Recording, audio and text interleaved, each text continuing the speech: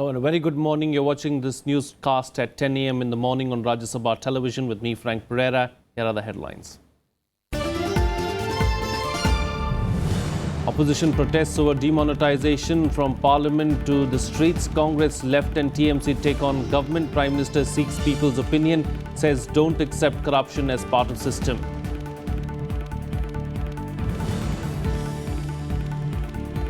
RBI cautions people against illegal exchange of old currency, eases conditions for withdrawal for weddings, no deposits in small savings schemes allowed in old notes.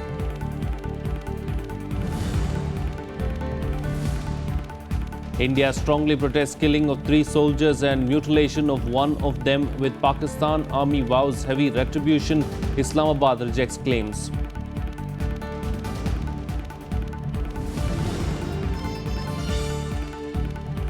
And Railways suspends 5 senior officials and transfers Divisional Railway Manager of Jhansi Division in connection with Kanpur train derailment. 150 people had died in the Sunday morning tragedy.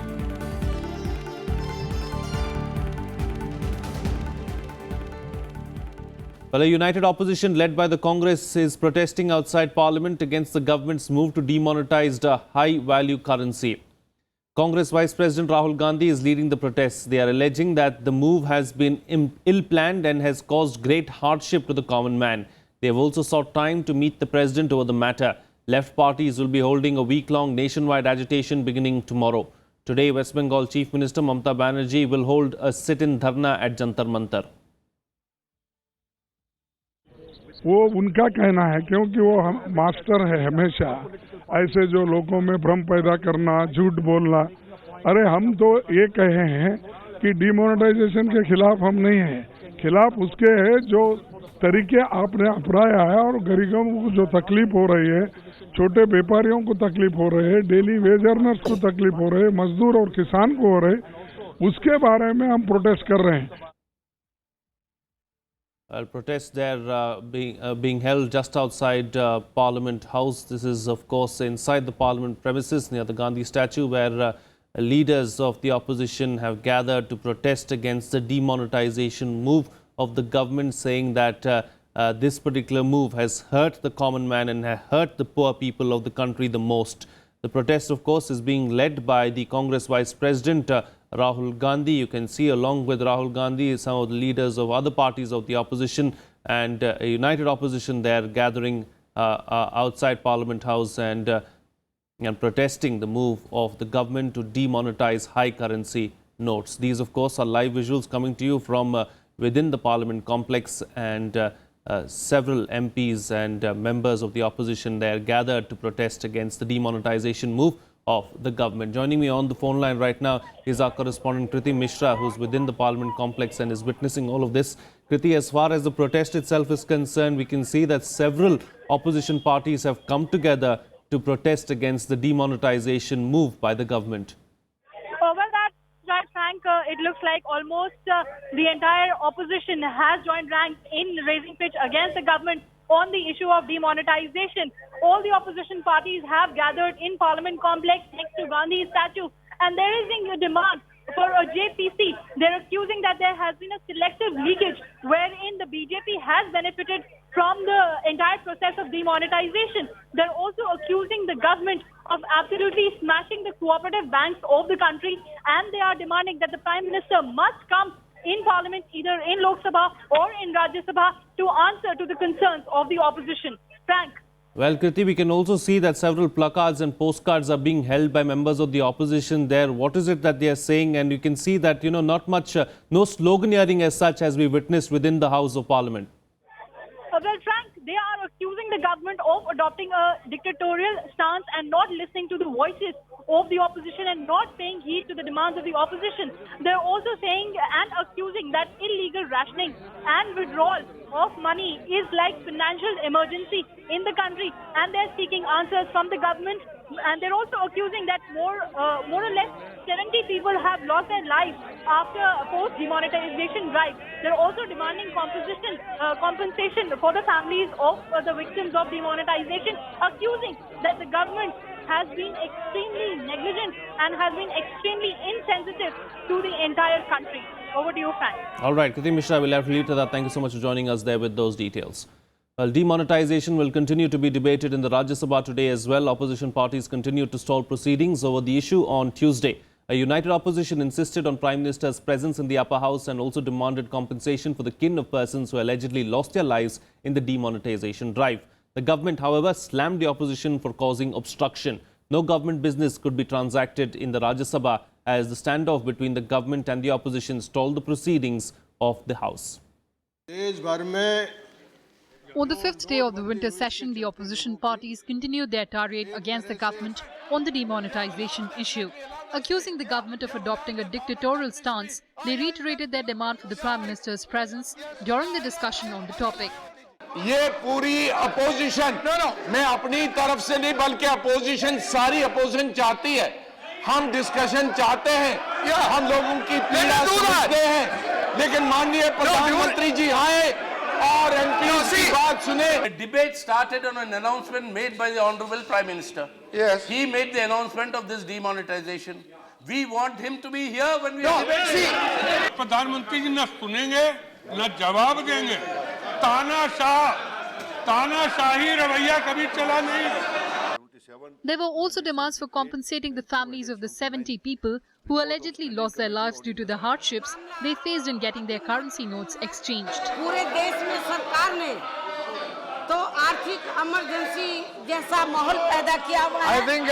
पूरे देश के अंदर 90% भारतीय लोग I am ready to listen to everybody. Why don't you assume your seat? 90% लोग ये देश के हित में फैसला है. शरद यादव जी आपसे मेरा कहना है कि इन सारे लोगों के ऊपर कोई जो सरकार ने फैसला किया है शरद यादव जी आपको 10 लाख का मुआवजा देना चाहिए. Sharad Yadav.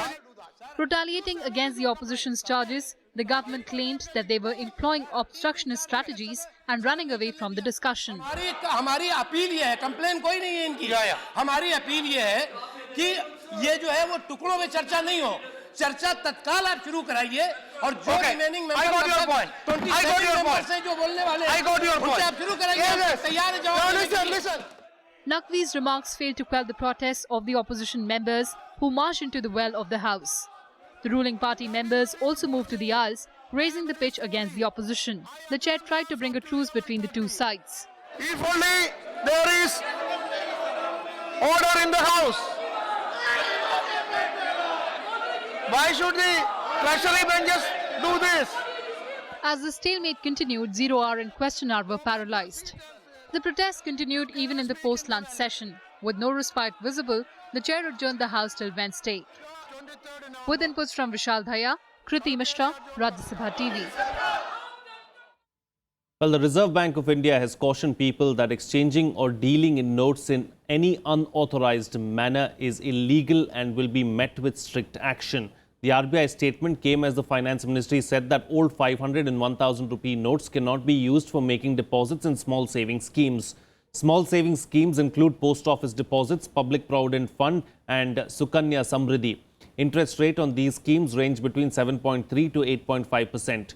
But in a marginal relief to families who have weddings in their households, the RBI relaxed one of the several conditions for withdrawal of 2.5 lakh rupees from their own accounts by making a declaration for payments beyond 10,000 rupees only.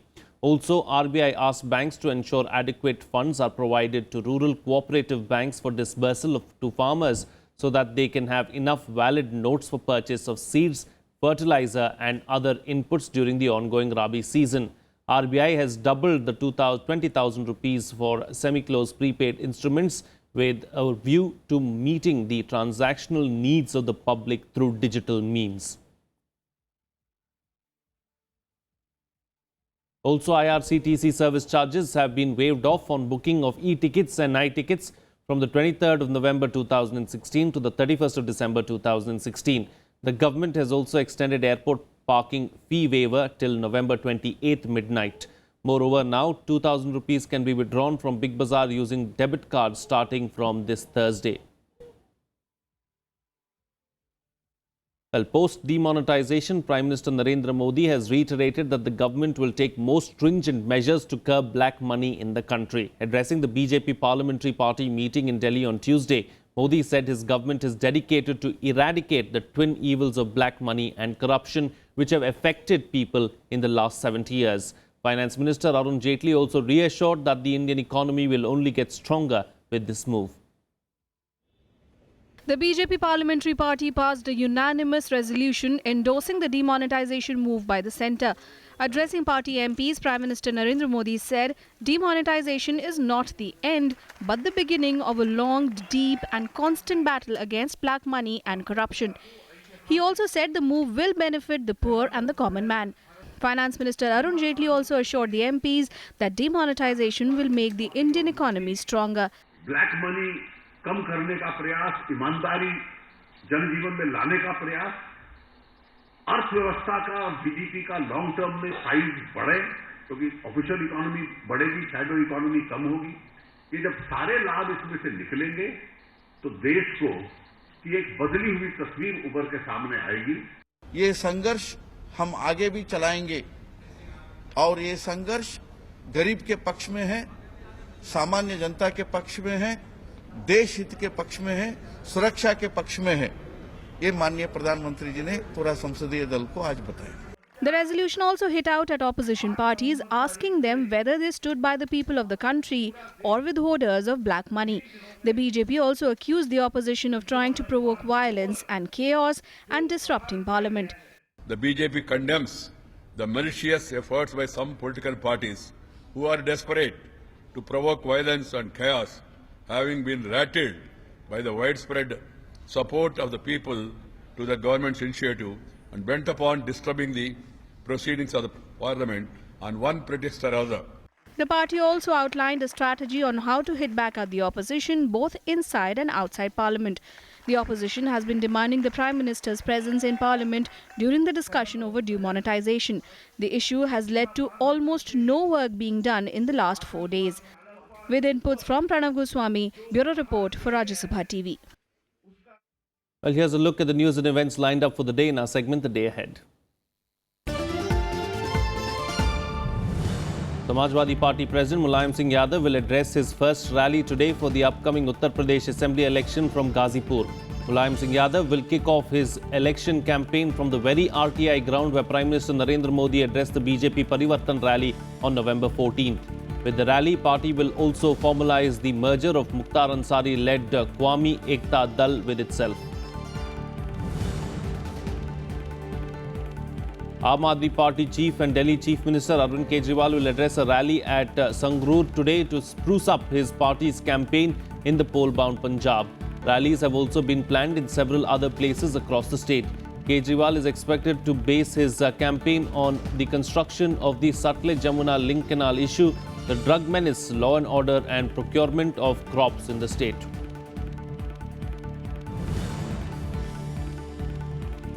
The 5th edition of the International Tourism Mart will begin in Imphal today, which is expected to bring together tourism business fraternity from overseas as well as all northeastern states and West Bengal. The Union Tourism Ministry, in association with the northeastern states and West Bengal, is organizing the 3-day event. As many as 57 buyers and delegates from ASEAN countries, Australia, New Zealand, Spain, Russia, UK and the US, among others, are likely to participate in the event. It's time for a short break now, but news and updates will continue on the other side. Stay tuned. We'll be right back.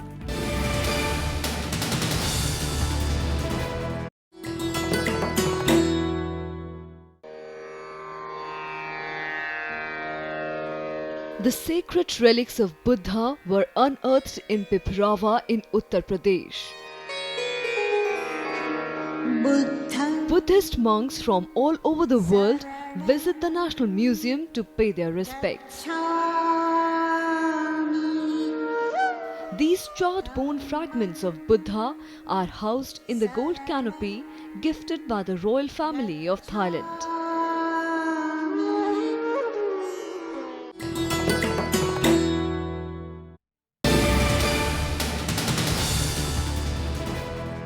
Welcome back. You're watching Rajya Sabha television. Well, India has strongly condemned the killing of 3 Indian soldiers, with one of the bodies mutilated by the Pakistani troops along the line of control in the Machil sector of Jammu and Kashmir. Army has vowed heavy retribution for the brutal act, but Pakistan says the claims are aimed at maligning them. Here's more. In another gruesome act, 3 Indian soldiers were killed and the body of one of them mutilated along the line of control in Machil sector of Kashmir, as both sides continued exchange of heavy firing. The intruders are believed to have crossed the line of control under cover fire from Pakistani forces before carrying out the ambush on army patrol and escaping. The army called the act barbaric and vowed heavy retribution. जो last retaliation हुआ था मच्छल sector में, अभी उससे कहीं बढ़ के होगा. ये जो सिचुएशन बनी हुई है, समय देखिए, अभी थोड़े समय में कश्मीर के पास जो पासेस बंद होने वाले हैं, जब बर्फबारी शुरू होगी, टेररिस्ट की इन्फिल्ट्रेशन अंदर नहीं होगी, तो पाकिस्तान फौज का जो इरादा है कि कुछ ऐसी एक्टिविटी की जाए जिससे अपने जो भेजे हुए इनके टेररिस्ट हैं, इनका मोराल ऊपर रहे. Defence Minister Manohar Parrikar was briefed about the incident, after which he strongly condemned the act, calling it cowardly and brutal. India also strongly protested, with Pakistan through Deputy High Commissioner J.P. Singh, who was summoned by the Pakistan Foreign Office to condemn alleged unprovoked ceasefire violations. Singh also conveyed that Pakistani troops were deliberately targeting civilian areas, resulting in heavy casualties. Various political parties also condemned the action and expressed anguish over the killing. The opposition has demanded that the government be more stern and give a befitting reply to Pakistan. After surgical strike, Pakistan is desperate, and that's why Pakistan has reached to the level of this madness, and they are not. Pakistan is not looking to the reasons. एक surgical strike से काम नहीं चलेगा, ये पाकिस्तान बार बार उसके सबूत दे रहे हैं. मैं ये नहीं कहता हूँ, शिवसेना ये नहीं कहेगी कि आप सीधा युद्ध की नौबत आए, लेकिन कुछ तो ऐसा स्ट्राइक करो, ऐसा हमला करो कि पाकिस्तान आने वाले दिनों में हिंदुस्तान की तरफ आंख उठाकर नहीं देख सके. मैं समझता हूँ ये अब दूसरी बार हुआ है पिछले कुछ दिनों में कि सिपाही की बॉडी के साथ में भी उन्होंने इस तरह हरकतें की है, और ये बार बार हमले करना, बार बार सीजफायर वायलेशन करना. दुख की बात यह है कि यह सिलसिला रुक नहीं रहा है, और यहाँ सारा देश, सरकार, विपक्ष, सभी लोग जो है वो नोटों के बदलने के चक्कर में लगे पड़े हैं. हमें चाहिए कि हम अपनी सरहदें संभाले पहले. When will we hold somebody accountable for first mutilating Mandeep, another Jawan from Shahabad, Haryana, and now one more Jawan whose head has been cut? When will Modi ji really come out of his electoral mode and take decisive action as a true leader of the nation? Pakistan, however, rejected claims as false and baseless. Pakistan Foreign Office said the reports about mutilation were aimed at maligning it. This is the second such incident of mutilation of a body of an Indian soldier in the same sector since October 28. Last month, Pakistani terrorists mutilated the body of 27-year-old Mandeep Singh before running back into Pakistan-occupied Kashmir. There have been nearly 300 incidents of ceasefire violations by Pakistan since India conducted surgical strikes in POK. Bureau Report, Rajya Sabha TV. Here's a look now at what else is making news across the country and nationwide. India and Switzerland signed a joint declaration in New Delhi on Tuesday for implementation of atomic exchange of information between two countries in respect of accounts of Indians held abroad. The declaration will make possible for India to receive the financial information of accounts held by Indian residents in Switzerland for 2018 and subsequent years on an automatic basis from September 2019.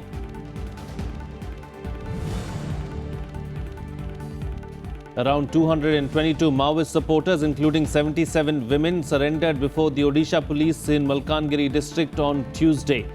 On Sunday, 145, while on Monday, 101 Maoist supporters had surrendered before the police. Surrenders are said to be a result of intensified police action coupled with demonetization drive that has created a furor among Maoist supporters.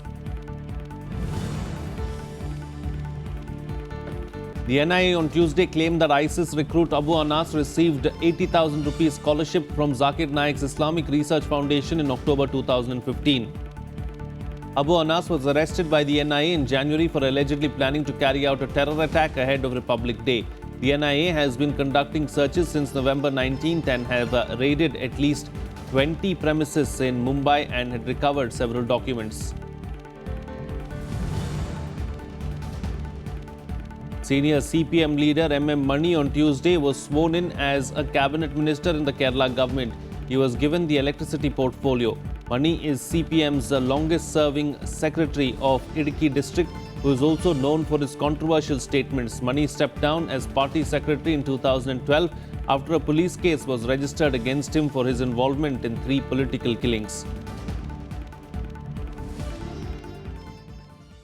Moving on, now cracking the whip, Railways on Tuesday transferred Jhansi Divisional Railway Manager and suspended 5 senior officials after the probe into the Indore-Patna Express accident gained momentum. 150 people were killed in the tragedy. The blood samples of the 2 drivers have been sent for alcohol tests to ascertain if they were in an inebriated condition at the time of the tragedy. Railway Safety Commissioner P.K. Acharya is investigating the derailment.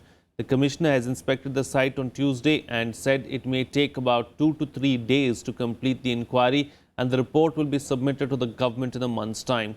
The statements of the driver, the assistant driver, a police inspector and a few other people have been recorded. The samples of the broken railway track have been sent for examination to the RDSO laboratory. A 12-member team of government railway police personnel has also been set up to investigate the derailment. Railway administration has taken some action. The divisional railway manager of Jhansi division has been transferred from Jhansi to Ranchi, and in addition 5 officers of Jhansi division have been placed on suspension. Moving on to some international news now. A day after a fragile 48-hour ceasefire expired without halting the violence, military officials said that renewed clashes between Yemeni government forces and rebels killed more than 40 people on Monday. Officials said that forces loyal to President Abdrabbo Mansour Hadi repelled an attack by Shiite Houthi rebels and their allies on the western outskirts of Taiz city. The attack that began late on Monday targeted the Al-Dabab area, which provides pro-Hadi forces with their only access to the flashpoint city of 3 lakh people that is surrounded by insurgents. Officials said that warplanes from the Saudi-led Arab coalition took part in operations to repel the attack. Military officials also reported heavy artillery fire in an eastern suburb of Taiz as pro-Hadi forces pressed a campaign to wrest back control of a presidential palace, police headquarters and an air defense base from the Houthis. It was the latest international attempt to end Yemen's 20-month conflict, which the United Nations says has killed more than 7,000 people and wounded nearly 37,000. Well, US President-elect Donald Trump on Tuesday said that he has an open mind about pulling out of the World Climate Accord and admitted global warming may be in some way linked to human activity. One of the reporters tweeted that during the interview with New York Times, Trump said that he thinks there is some connectivity between human activity and climate change. Asked whether he would make good on his threat to pull out the United States out of the UN climate accords, Trump said that he was looking at it very closely. He further added that he also wanted to see how much the Paris Climate Accord will cost the companies and its impact on US competitiveness. Earlier, Trump had called climate change a hoax perpetrated by China and threatened to pull out of the agreement on limiting greenhouse gas emissions. Well, here's a roundup of the other international news in World Wrap. Colombian government will sign a new peace deal with Marxist FARC rebels on Thursday, bringing a formal end to the 52-year civil war even closer. Now, the revised document will be signed in Bogota between FARC leader Rodrigo Londono and President Juan Manuel Santos, who won the Nobel Peace Prize last month for his efforts to end the conflict with the insurgent group. The original draft was rejected in an October 2nd referendum amid objections it was too favorable to the rebels. US on Tuesday claimed that a senior Al-Qaeda leader, Abu Afghan al-Masri, was killed in a drone strike on the 18th of November in northwestern Syria. Pentagon said al-Masri, who originally joined Al-Qaeda in Afghanistan and later moved to its Syrian affiliate, had ties to terrorist groups operating throughout Southwest Asia, including groups responsible for attacking US and coalition forces in Afghanistan.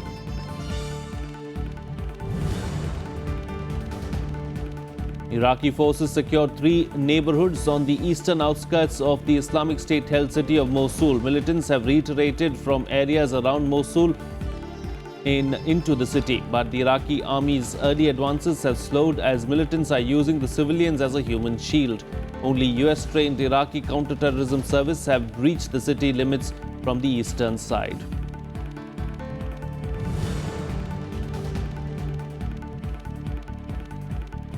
Egypt's court of cessation overturned a life sentence against deposed President Mohamed Morsi and ordered a retrial in the case of espionage with Palestinian group Hamas. Morsi was one of 22 high-ranking Muslim Brotherhood officials and supporters convicted last year of spying for fellow Islamist group Hamas. Last week, the court had overturned a death sentence against Morsi in a separate case, meaning he no longer faces execution. That's it on this edition of the Bulletin. Have a good day.